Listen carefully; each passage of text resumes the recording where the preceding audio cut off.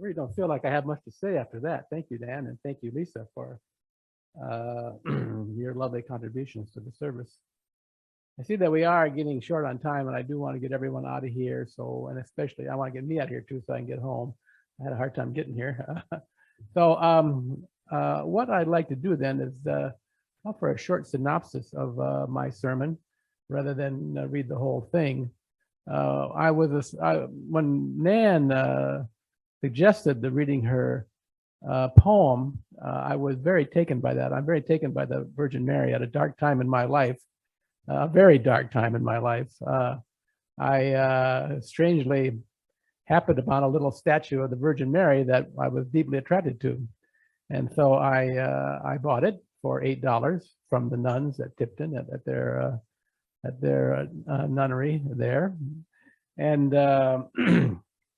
it still sits in my personal shrine, along with several other statuettes and renditions of Mary, the Mother of God. Now, I'm not a Catholic, and I'm not a theist either. I'm a humanist, but still, there's something valuable, I think, in the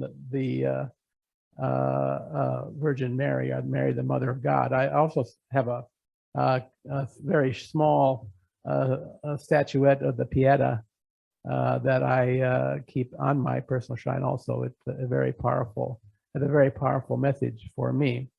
So here's the basic idea that I was going to present today. The idea is that the symbolic world that we create, the culture world that we create, has no energy of its own. We are energized by our instincts, the instinctive world, the organic world of the body. That is where energy comes from to activate, to be a self, to be an authentic self. One needs to hearken to that energy that comes. Well, the energy bundle that we all inherit has several strands in it. And one of the most powerful strands in the energy bundle that we inherit is the protective mother. And I would, can someone show those videos? Beth was going to show those videos. Beth, all right, can you show those videos for us? Beth is coming. They show the, oh, okay. Maybe she's going to show them from in there. There's the computer set up in there. So something moved in the dead baboon's fur. A day-old newborn. It took a moment for Lachadima to notice. She's always been curious.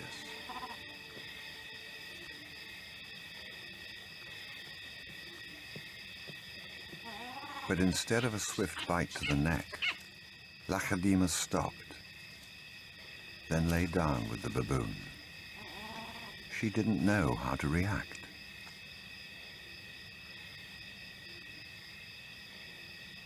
Hyenas would normally send her scurrying for the trees, but this time, she gently lifted the baby to safety first.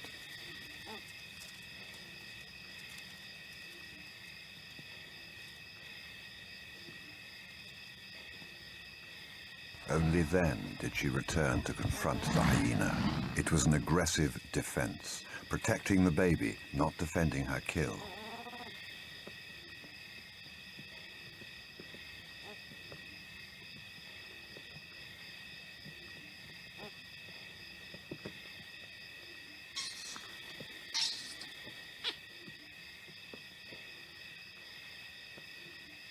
Lachadima's eyes never left the baby for hours. And strangely, this newborn started following her everywhere, reaching out to her, most likely imprinting on his new surrogate mother. okay, now one of the things that you may have noticed about that video is Harvey saying, what the heck does that have to do with the eighth principle? But we're going there, Harvey. Okay. One of the things that you noticed, did you notice how the young leopard flopped down beside the baby? I've seen that behavior hundreds of times on the farm.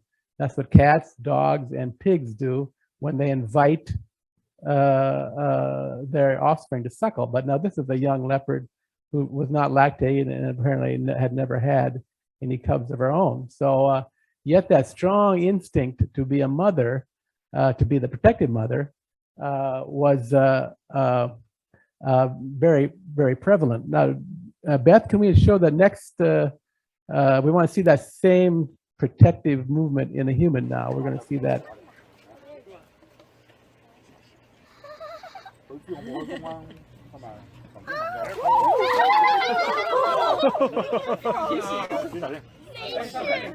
He's like, I'm bigger than you. Oh my god. No, no, no.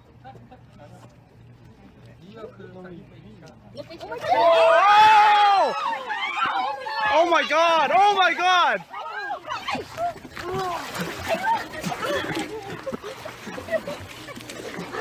Oh, right.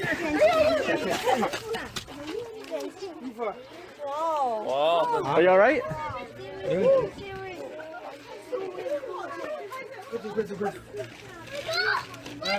不要紧，不要紧，不要紧。不要怕，不要怕。看看。Are you all right? You're not injured? You're good? Okay. 看看。 Okay, how many of you have seen that particular video before? Yeah, a few of us have. There, we also observe the protective mother instinct being manifest this time in a man. It's in all of us. And what's important about that video is that gentleman that jumped in after the little girl didn't say, oh, gee, I should write a list of pros and cons into thinking, well, should I do it? Should I not do it?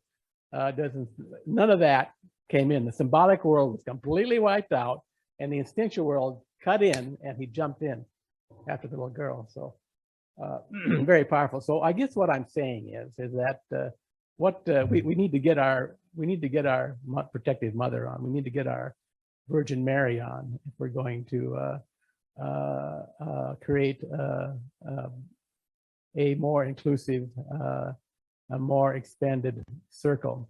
And it's very important to remember that you can be seduced by the symbolic world. The symbolic world has no energy of its own. The only energy that empowers the symbolic world is the world of instinct, your human instinct. And everyone's instincts are manifest differently because we're all unique human beings. To be an authentic person, one needs to find a way, a spirituality, and part of a beloved community as a springboard from which they can reconnect with that deep instinctive part of ourselves. And it's very important to remember that the protective mother, Mary, the Mother of God, doesn't just protect those that are broken. It protects those that break too. So everyone's covered. So that was a quick synopsis of my sermon. And I see we still have a minute left to finish.